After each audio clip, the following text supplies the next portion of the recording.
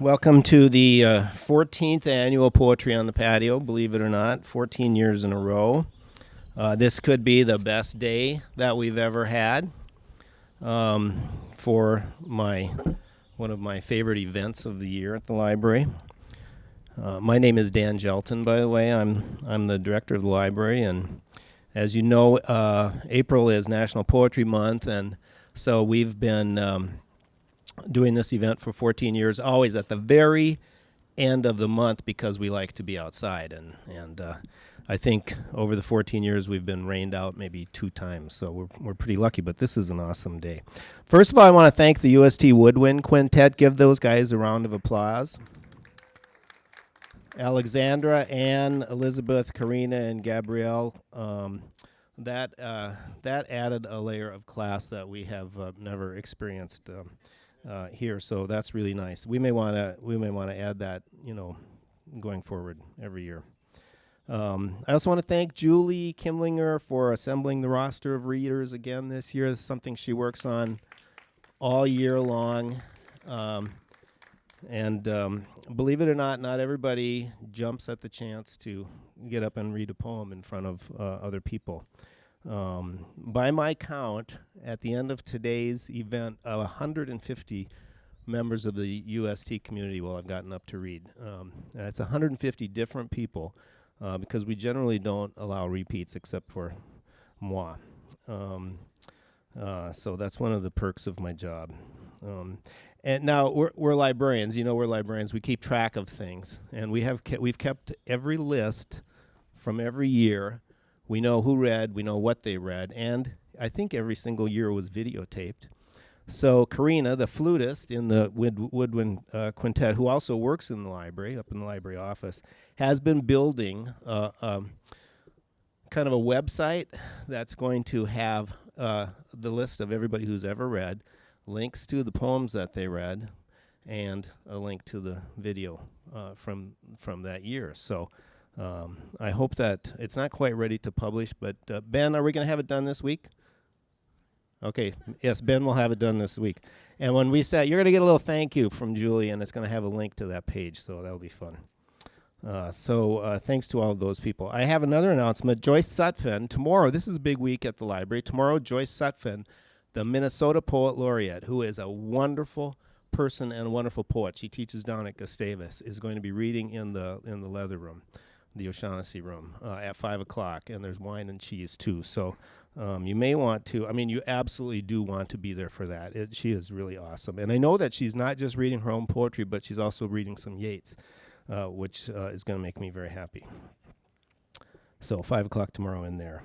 Poetry on the Patio was kind of born out of the Favorite Poems Project, which was started by then U.S. Poet Laureate Robert Pinsky, who believed that maybe contrary to conventional wisdom, that people do like poetry, have favorite poems, and then secondly, that poetry should be read out loud. It shouldn't be, it's a song, it's a kind of a song, and so it needs to be sung rather than read silently to yourself. And so he started this project, and these sorts of events happen all over the country, all throughout the month of April. And that's when we started the project. And it's kind of like, as I often say, it's kind of like a potluck dinner where you don't tell people what to bring, other than that, you don't read your own poetry if you're a poet, but you bring, something else. And so like a potluck dinner, we get hot dishes and salads and Jell-O and desserts and so forth, and you never know, is it going to be all dessert or is it going to be all hot dish or what, but it always, like a good potluck, it always works out.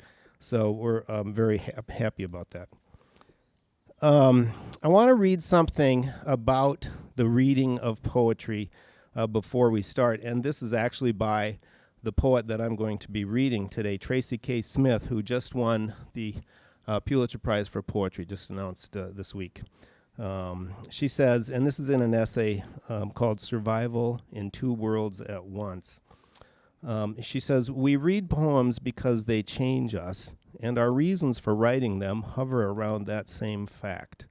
A poem, a good poem, speaks to and from a place that belongs to us, that elusive pitch of being some might call the soul, the psyche, the sub, or unconscious.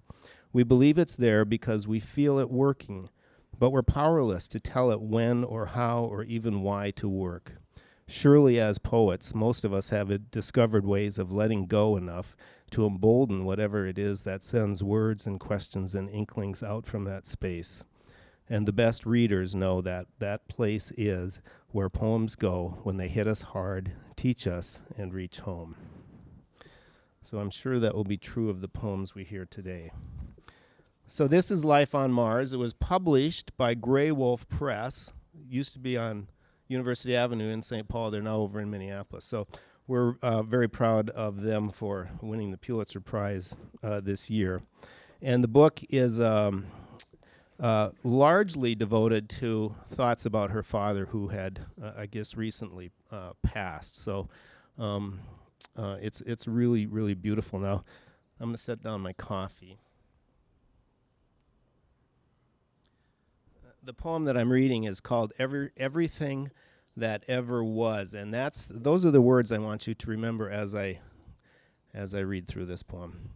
Everything. Oh, wait a minute. Before I start, I'll just tell you, because most of you haven't read, none of you have read here before. The way it works is you've got the agenda, right? So when I'm done, I tell you who I am. I tell you why the poem was important to me. That's what you're going to do too. You're going to get up. Miriam's going to come up when I'm done, and she's going to tell us who she is, what she does here, and why this poem, which is a fantastic poem, by the way, that she's going to read, is important to her. So, all right, so this is Tracy K. Smith, Everything That Ever Was. Like a wide wake rippling infinitely into the distance, everything that ever was still is, somewhere, floating near the surface, nursing its hunger for you and me, and the now we've named and made a place of. Like groundswell, sometimes it surges up, claiming a little piece of where we stand. Like the wind the rains ride in on, it sweeps across the leaves, pushing in past the windows we didn't slam quickly enough. Dark water it will take days to drain. It surprised us last night in my sleep, brought food, a gift, stood squarely there between us while your eyes danced toward mine and my hand sat working a thread in my lap. Up close it was so thin, and when finally you reached for me, it backed away, bereft but not vanquished.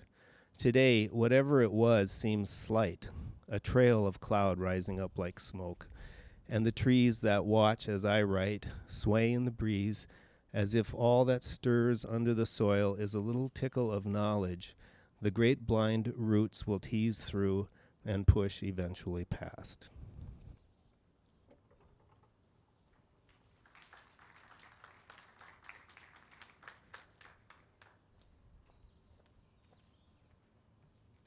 Good afternoon, everybody.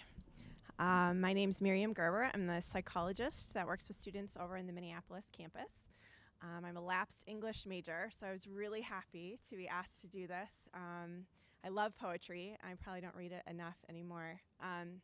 But I knew immediately the poem that I wanted to read, not only because Mother's Day is coming, but because this poem touched me the first time I heard it about my own mom, but now as a mom, I think it really speaks to how freely our mothers give to us and how little we realize how much they give until much later in our life.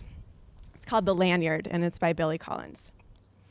The other day, I was ricocheting slowly off the blue walls of this room, moving as if underwater, from typewriter to piano, from bookshelf to an envelope lying on the floor, when I found myself in the L section of the dictionary, where my eyes fell upon the word lanyard. No cookie nibbled by a French novelist could send one into the past more suddenly. A past where I sat at a workbench, at a camp, by a deep Adirondack lake, learning Should I pause? All right, it's a short one. Where I sat at a workbench at a camp by a deep Adirondack lake, learning how to braid long, thin plastic strips into a lanyard. A gift from my mother. I had never seen anyone use a lanyard or wear one, if that's what you did with them, but that did not keep me from crossing strand over strand again and again until I had made a boxy red and white lanyard for my mother. She gave me life and milk from her breasts, and I gave her a lanyard.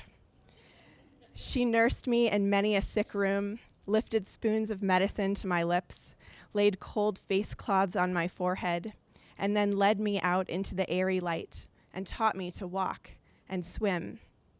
And I, in turn, presented her with a lanyard. Here are thousands of meals, she said, and here's clothing and a good education. And here is your lanyard, I replied, which I made with a little help from a counselor. Here's a breathing body and a beating heart, strong legs, bones, and teeth, and 2 clear eyes to read the world, she whispered. And here, I said, is the lanyard I made at camp. And here, I wish to say to her now, is a smaller gift. Not the worn truth that you can never repay your mother, but the rueful admission that when she took the 2-tone lanyard from my hand, I was as sure as a boy could be that this useless, worthless thing I wove out of boredom would be enough to make us even.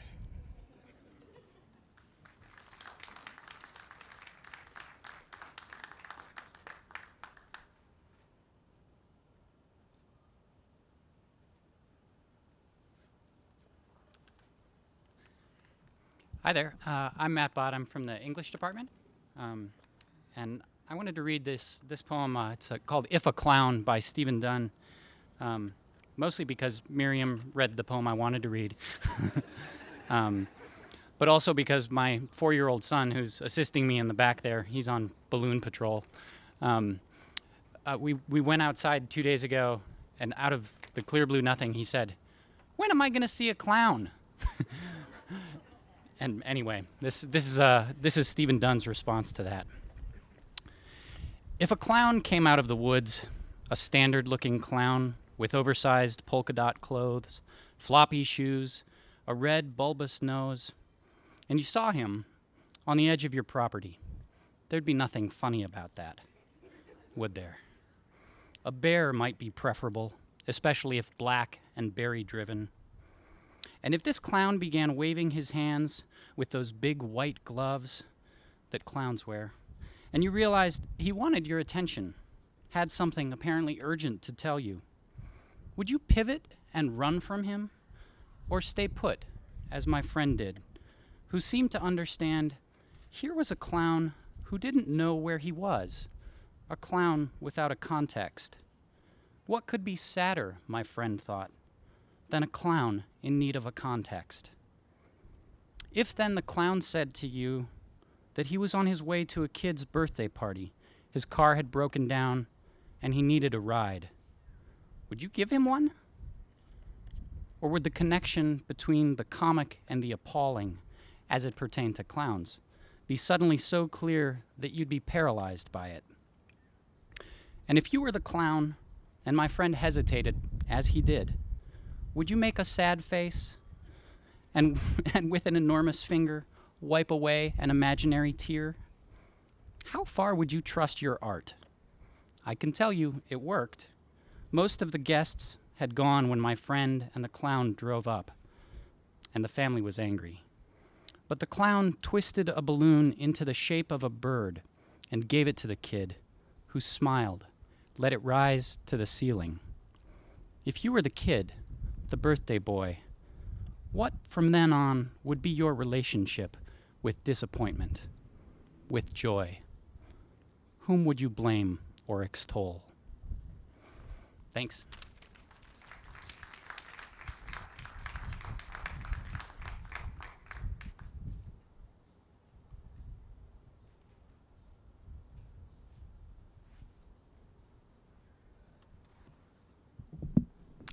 Hello, I'm Susan Anderson-Benson. I work at the Slievemore Center, and I am going to read a poem by Emily Dickinson, who was a 19th century American poetess.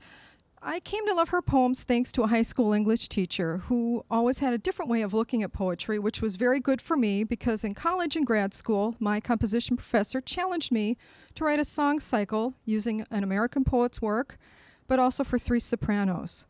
Interesting challenge. Thankfully, Emily Dickinson has wonderful poetry that works well to tell the woman's story, and that work actually included this poem, I'm Nobody, as well as Apocalypse and the Wife, and the resulting work, which I called Trilogy, ended up really being kind of a satirical comment on woman's condition. Today, as I read the poem, I hope you'll think of it as being more satirical than childlike, as some folks do tend to describe the poem. I am joined by my friend Conie for this reading, and I hope you enjoy. I'm nobody. Who are you? Are you nobody too? Then there's a pair of us. Shh, don't tell. They'd banish us, you know. How dreary to be somebody. How public like a frog. To tell your name the livelong day to an admiring bog.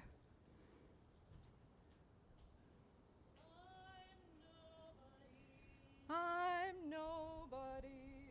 I'm nobody. I'm nobody, but who are you? I'm nobody too. Are you? Are you?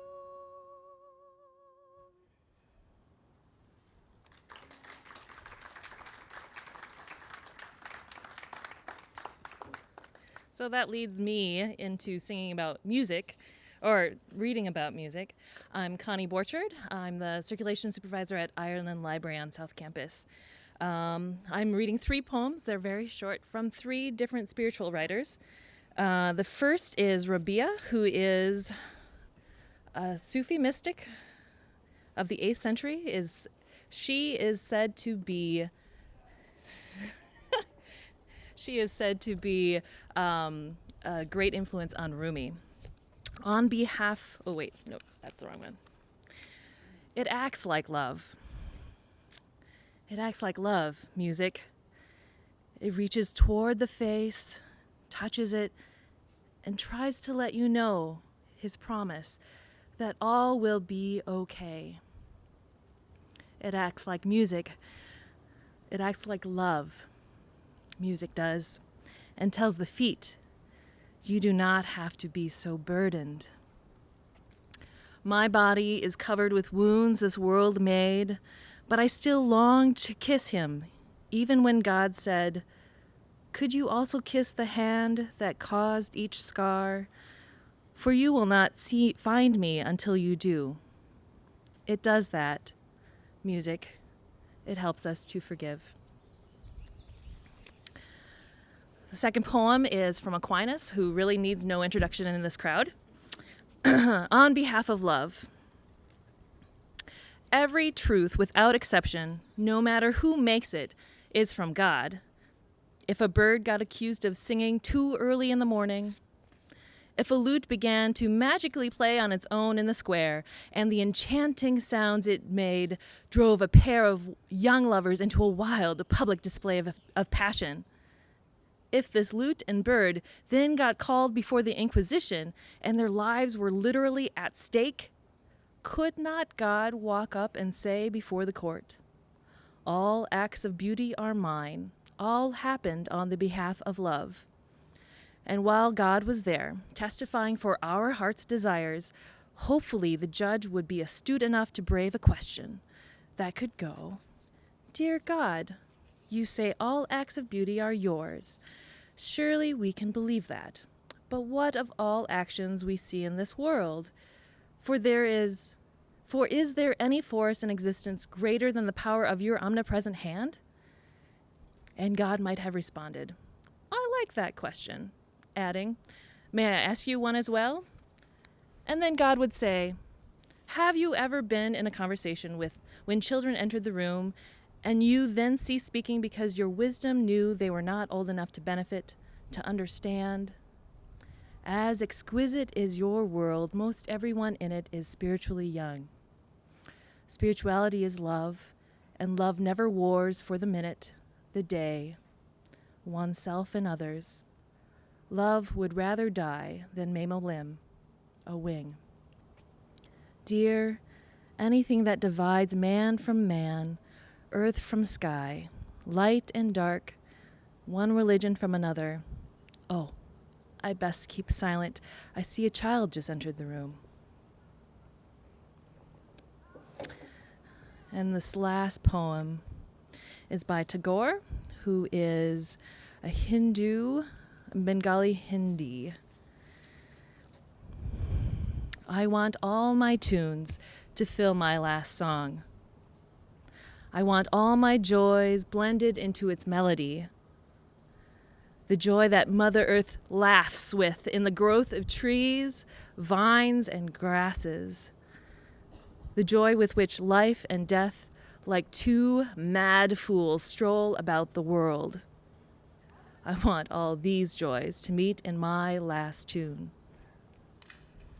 The joy that comes disguised as a storm and awakens drowsy life while laughing loudly. The joy that collects in tears, in sorrow pains, blood-red lotus. Throwing away all that I have into the dust, in the joy where expression never ends. I want all these joys to meet in my last tune.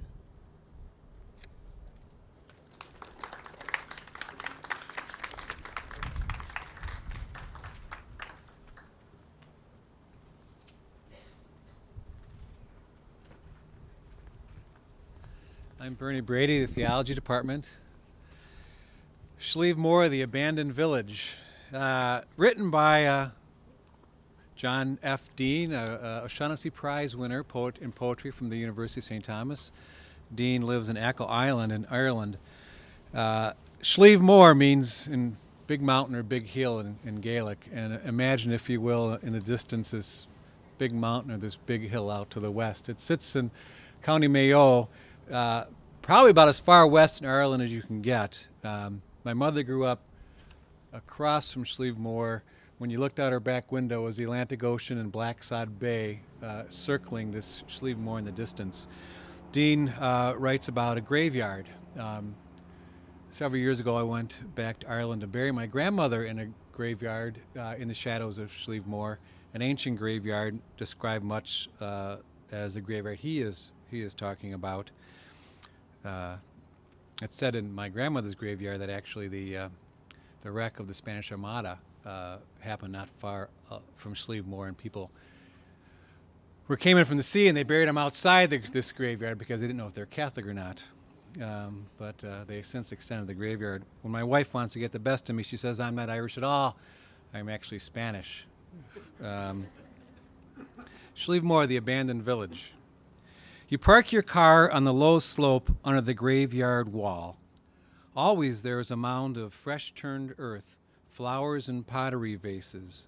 There is light from the sea and the wide western sky. The Atlantic's soft shoe nonchalance, whistle of kestrels from the lifting mist, furzy scents, ferns, shiverings. Till suddenly you are aware you have come from an inward drift of dailiness to the shock of island, the hugeness of its beauty dismaying you again to consciousness. Here is the wind-swept, ravenous mountainside of grief. This is the long-tilted valley where famine came like an old and infamous flood from the afflicting hand of God, beyond all understanding, inarticulate, and pleading. Deserted of all but wallstones and grasses, humped field rocks and lazy beds. What was commerce and family became passive and inert space for the study of metaphysics of humanness. You climb grudgingly, aware of the gnawing hungers, how the light leans affably the way an urchin might have watched from a doorway. You are no more than a dust mote on the mountainside, allowing God his spaces. You are watercress and sorrel, one with the praying of villagers, one with their silence, your hands clenched in overcoat pockets, standing between one world and another. It had been easier to kneel among the artifacts in the island graveyard, this harnessing of craft to contain our griefs. Here, among these windswept, ravenous acres where we abandon our acceptably deceased to the mountain earth. In grace, in trustfulness, this too the afflicting hand of God, beyond all understanding, inarticulate, though in praise.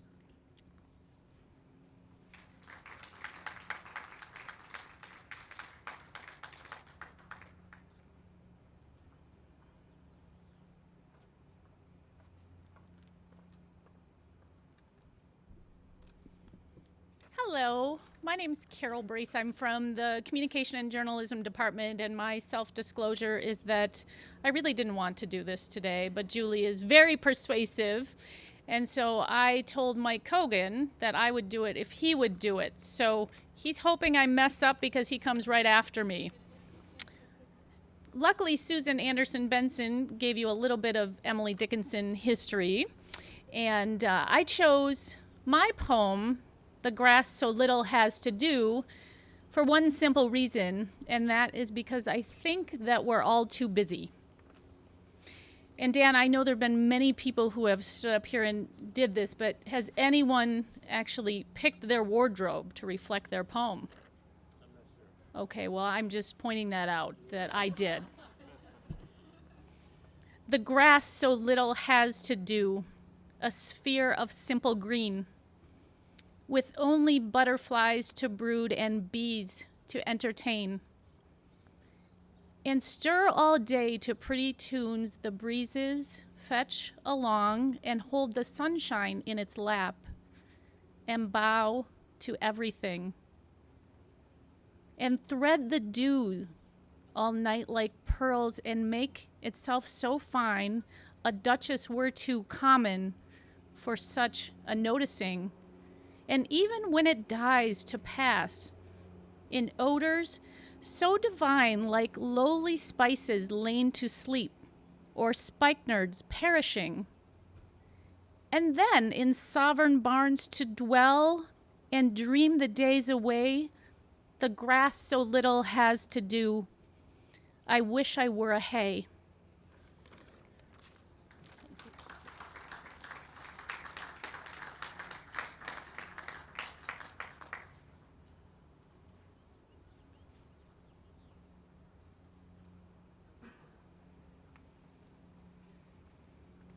Hello, everyone. My name is Mike Cogan, and I'm in academic affairs. And as Carol indicated, we dared each other to do this. As I was walking out of the library when it happened, I promised myself two things. I was going to have a little bit of fun, and I was going to incorporate statistics into it. Now, those of you who know me, I'm over in academic affairs, and I'm typically the research guy, and I'm a quantitative methods person and really enjoy my statistics. So I did not know about the rules that you couldn't read your own poem. And so what I did is I put together maybe it couldn't be perceived as a poem, but it has some rhyming in it. And then I have another poem that's quite a bit more serious. But the impetus for this is that somebody who does a lot with numbers, people are constantly questioning how I come up with my numbers, and sometimes people do not agree. A colleague of mine the other day said that one of my measures was completely arbitrary. And it reminded me of a time I really wanted to ask, well, what do you mean? About 20 years ago when I worked at Enterprise Rent-A-Car, I had picked up a person, and she had been driving a Jeep Cherokee, and I asked how the car ran, and she said it was like a covered wagon. And so I asked her, just kind of came out of my mouth, have you ever been in a covered wagon, right? And she had not, and it was probably an inappropriate thing, but the reality was, it didn't ride like a covered wagon. That would be a lot rougher, right? Well, I was thinking the same exact thing when somebody said my measure was arbitrary. And so I didn't really have a response for it. So what I wanted to do is go back to my office and set the standard for arbitrary statistics. And what could be more arbitrary than taking statistics from my poem? So let's try it. Oh, excuse me. So, setting the standard for arbitrary statistics. When asked to read a poem, I asked, what is this? In response, an economist spouted, beware, statistics are amiss. But how can this be? They use words, said he. I will show them, said I. and to statistical software I did fly. My poem is 134 words with a mean of 3.7. If you ignore the strong right skew, these data may be from heaven. The words I and A are the smallest by far, less than 2 sigma short of X bar. As for syllables, that is another story, a median of 1 in all its glory. Choose the variable with discrete values of 3, and your pie chart will sing with glee. As for arbitrary statistics, you can clearly see no one can do it quite like me. Okay, so the poem I really wanted to talk about today really does have some deep personal meaning to me. For those of you who may remember, Rick Santorum was running for the GOP nomination, and you may or may not know that he had a birth, or his wife gave birth to a child that died maybe an hour or two later. And much like, sometimes our media frustrates me, they were actually challenging him on how he handled that situation and how his wife handled that situation.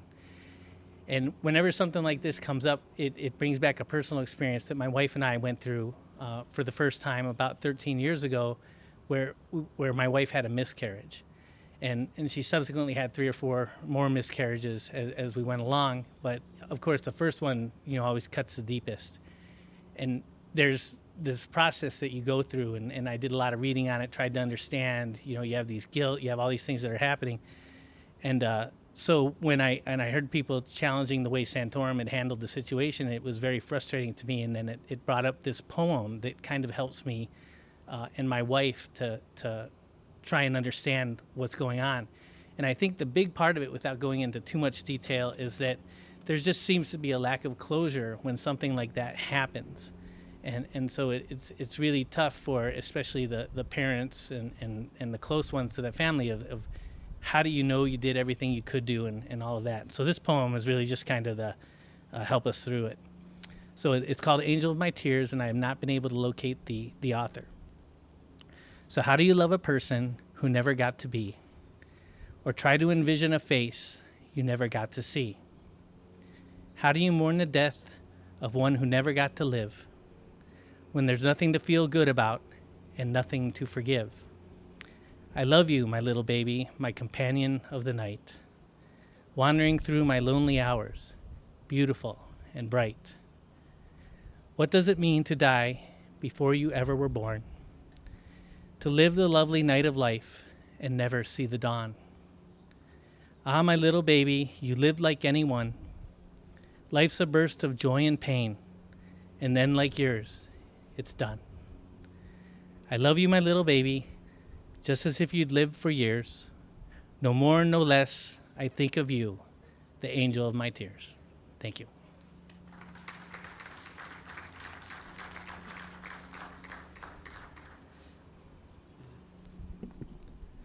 My name is Ted Ulrich. I teach world religions in the theology department. This poem is Mary by William Blake. And among other things, what I appreciate about Blake is his depiction of scenes of simple innocence, but he also shows how scenes of simple innocence turn into something else, as you find in this poem, Mary.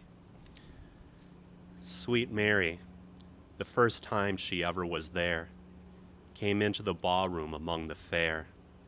The young men and maidens around her throng, and these are the words upon every tongue. An angel is here from the heavenly climes, or again does return the golden times. Her eyes outshine every brilliant ray. She opens her lips, 'tis the month of May. Mary moves in soft beauty and conscious delight, to augment with sweet smiles all the joys of the night. Nor once blushes to own to the rest of the fair that sweet love and beauty are worthy our care. In the morning the villagers rose with delight, and repeated with pleasure the joys of the night. And Mary arose among friends to be free, but no friend from henceforward thou, Mary, shalt see. Some said she was proud, some called her a whore, and some, when she passed by, shut to the door. A damp cold came o'er her, her blushes all fled. Her lilies and roses are blighted and shed. Oh, why was I born with a different face? Why was I not born like this envious race? Why did heaven adorn me with bountiful hand, and then set me down in an envious land? To be weak as a lamb and smooth as a dove, and not to raise envy is called Christian love. But if you raise envy, your merit's to blame, for planting such spite in the weak and the tame. I will humble my beauty, I will not dress fine, I will keep from the ball, and my eyes shall not shine. And if any girl's lover forsakes her for me, I'll refuse him my hand, and from envy be free. She went out in mourning, attired plain and neat. Proud Mary's gone mad, said the child in the street. She went out in mourning, in plain and neat attire, and came home in evening besmattered with mire. She trembled and wept, sitting on the bedside. She forgot it was night, and she trembled and cried. She forgot it was night, she forgot it was morn, her soft memory imprinted with faces of scorn.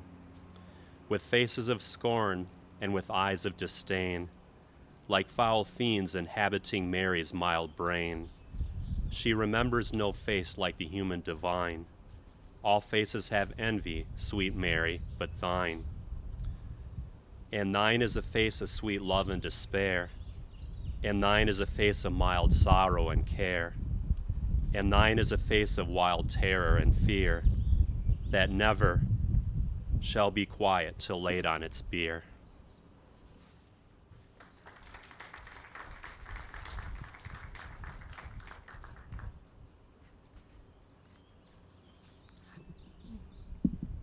Hi, I'm Amy Levad. I'm in the theology department. The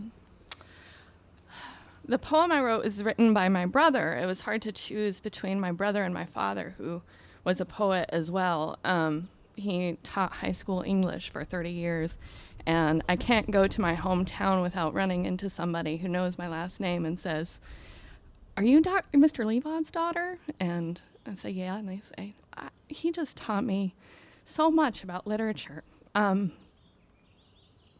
He died about 5 years ago from ALS, amyotrophic lateral sclerosis, and as my brother came to call it, amorphic limp stabs, which became the title of his poetry collection. My dad was also a bird watcher, so he looked up at the sky a lot, so that's important. UFO. Did you ever look up in the sky, way, way up in the sky, and you spot something way up there, tiny and floating or drifting, barely a period on the page?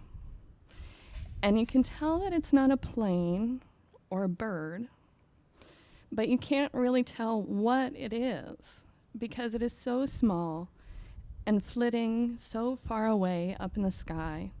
Probably a balloon, but what kind of balloon? Maybe a weather balloon or one of those silver mylar balloons, happy birthday, or congrats grad, or number one dad.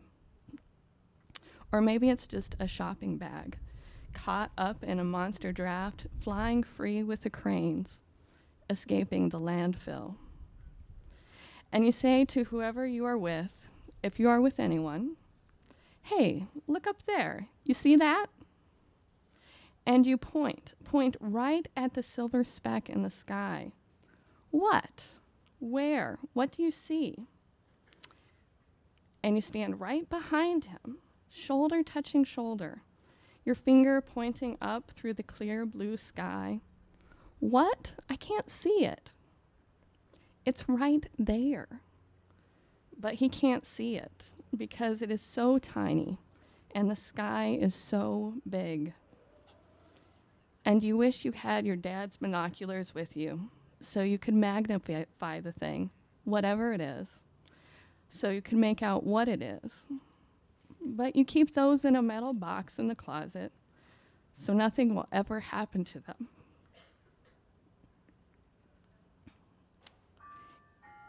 even though the binoculars are not your dad, any more than a white cross is Denmark. You can't stand here all day pointing out a pointless spot in the sky to an impatient friend. So you take one last look and say, well, it's nothing. Probably just a lost balloon. You really can't see it? It's right there. And keep walking. But for a second, that was your balloon, or whatever it was. And you saw it. And it was yours alone, unshareable, although you tried, dancing and flipping way, way up there in a cloudless sky.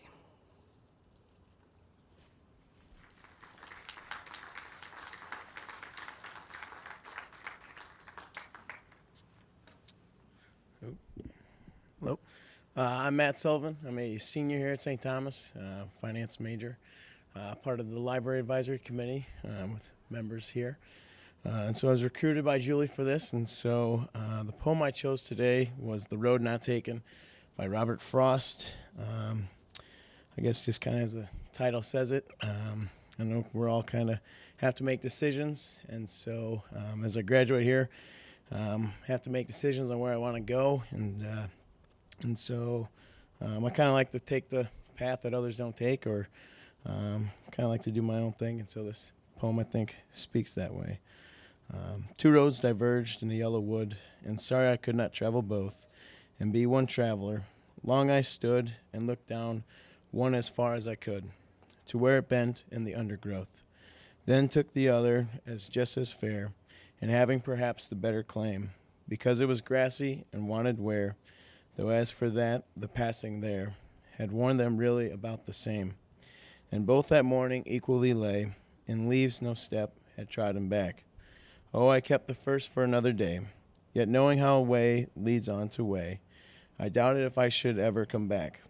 I shall be telling this with a sigh, somewhere ages and ages hence, two roads diverge in a wood, and I took the one less traveled by, and that has made all the difference.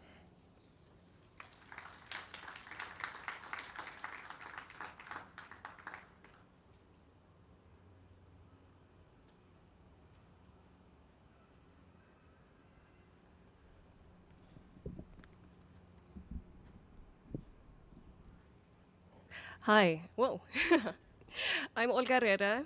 I'm in the English department. I have to say it's been such a pleasure to hear everyone's poetry, especially a student reading poetry as well. I'm really excited by that.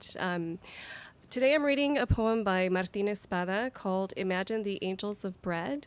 And it's important to me because a friend of mine has a Seder every year, and we read this poem every year. And I love it because it's full of possibility. And if anyone believes in social justice and social change, this poem tells us that this is the year that that can happen. This is the year that squatters evict landlords, gazing like admirals from the rail of the roof deck or levitating hands in praise of steam in the shower. This is the year that shawled refugees deport judges who stare at the floor and their swollen feet as files are stamped with their destination. This is the year that police revolvers, stove hot, blister the fingers of raging cops, and nightsticks splinter in their palms. This is the year that dark-skinned men lynched a century ago return to sip coffee quietly with the apologizing descendants of their executioners. This is the year that those who swim the border's undertow and shiver in boxcars are greeted with trumpets and drums at the first railroad crossing on the other side. This is the year that the hands pulling tomatoes from the vine uproot the deed to the earth that sprouts the vine. The hands canning tomatoes are named in the will that owns the bedlam of the cannery.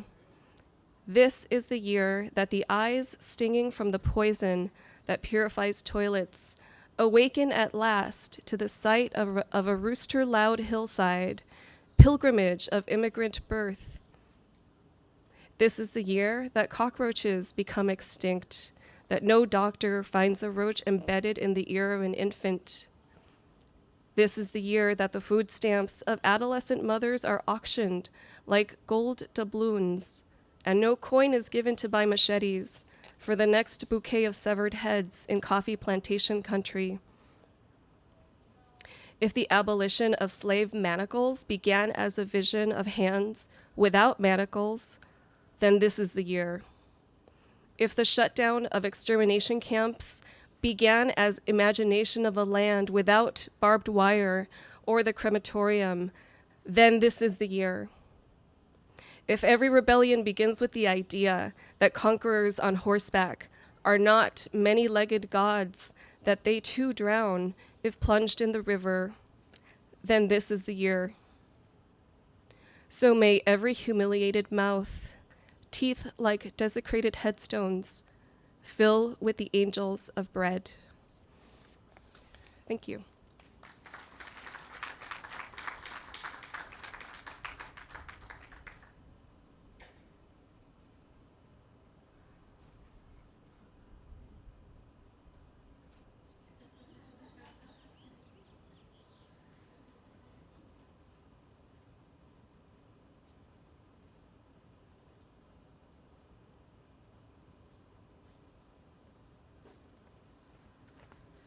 Such divine timing, I guess, here.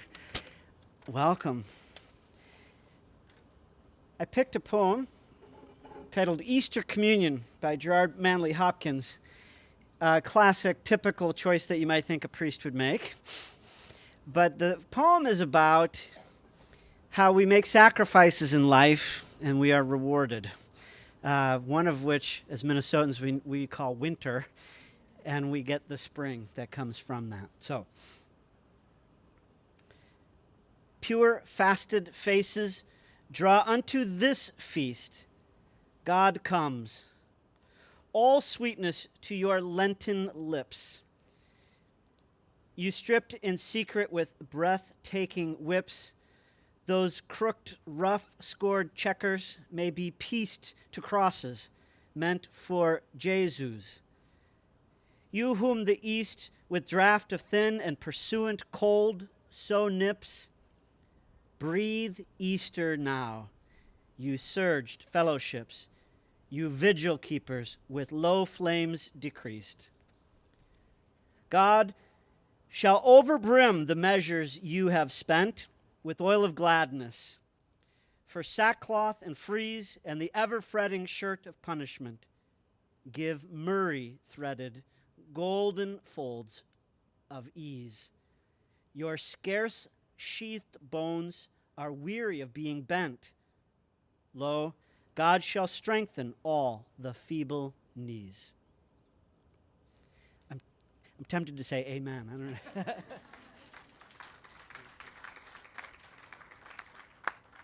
Father just officiated at Mass, so I'm really happy that he made it over. He ran over right after Mass. So, I know I say this every year. Julie told me I say this every year, but that was like one of the best that we've ever done for the 14th year in a row. I invite you back next year. We'll try to do something really special for the 15th. You all read beautifully. You picked wonderful poems. So look for a thank you in the mail and a link to previous years and this year's. Thank you very much. See you next year.